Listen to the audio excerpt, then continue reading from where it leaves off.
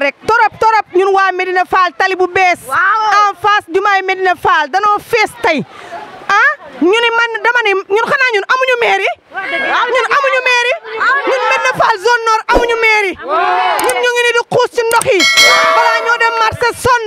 balaa ñoo taal sonn nañ ñu dimbali ñun xanaa ñun waa Médina Fall zone nord amuñu maire ñun amuñu maire ñun amuñu maire ndox mi ñun amuñu maire ñun amuñu maire Ndiame Diop ñun amuñu maire ñu voté waaw ña nga ca te waa mairie bi xooluñu ñu gëstuwuñ ñu sonn nañu torop gis nga sunu kër yi ni nu mel amuñu fu ñu taale añ ñoo ngi ni sonn ba bëgg a dee ku nu dimbali te yàlla tax ñu jël ndaxte ñoom lu ñu woote ña nga ca dëgg la Ndiame ñu ngi lay ziar vraiment di sant yàlla bu baax jul Seydina Mohamed vraiment di lay ziar ci déplacement bi ndax maa ngi doon woo Cheikh Anta léegi mais xam naa mi ngi ci yoon di ñëw mais vraiment ñu ngi lay ziar ci déplacement bi nga def waaw lii nag chaque année moom la ñuy dund ni ko lii moom chaque année moom la ñuy dund lii chaque année moom la ñuy dund te yàlla dogal na année bi moom année bi dafa nekk année boo xamante ni comme Ndiame li ma la ko waxee woon rek année bi dafa nekk année boo xam ne spécial la ndax xam nga moo tax mu nekk spécial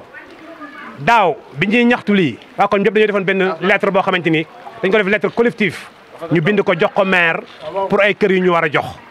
kër yi nag bi mu génnee kër yi génn na bi mu génnee délégué de quartier xam ne situation bi am fii ni mu mel mooy sëñ Amdi Lo ñaaña kan moo yor affaire sociale xam na koñ bi ni mu mel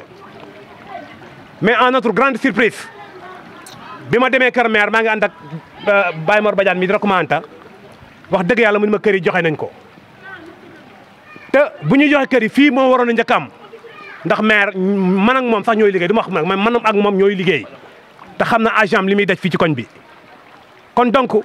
bi kër yi génnee kër yi bu ñuy wax gouvernement day séddale kër maanaam ñi nga xamante ni ñoom ñoo ne ci problème inondation yi ak sinistré yi ñoom moom kër yi ñoom la ñu waroon a njëkk a jukki mais vraiment autorités yi nekk ci dëkk bi yëpp kenn ku nekk maire jox na la kër comprendre nga délégué de quartier chaque année bu kër yi génnee daanaka moo njëkk a séddoo yaa ngi dégg baax te xam ne situation fii ni mu demee te ñun dañoo waroon a déplacé kilifa gi toll ni Baye Samb Fall chaque année bu ndox mi ñëwee dugg këram toj ay miiram toj samay miir toj miiru kër ñoom Manta Badiane yàq koñ bi yaxat comprendre nga ñu koy jag-jagee di ko yóbbu koo xam ne presque téeméeri atam ak nangam mi ngi bëgg a teg na comprendre nga kon donc maire war nañoo gëstu ci lii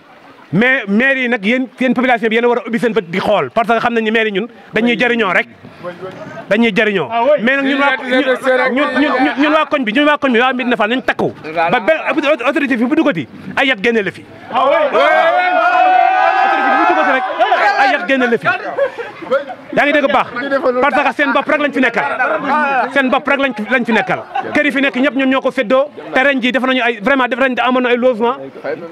logement amoon na fi ren presque lu tolloog 400 et quelques logements amoon na fi yàlla dogal ñu séddoo ko seen biir délégué de quartier maire ak talis la ñoom ñëpp ñoo bokk séddoo kër yi kon vraiment yéen ñi nga xam ne ñooy ne dëkk fii nag war nga ne ubbi seen bët xool ba bu situation amatee fii ñu génnee ayat autorité fi njëkk ñu tëbal la nga jóge fi loolu la am lu may seen voilà fii ku fi dugg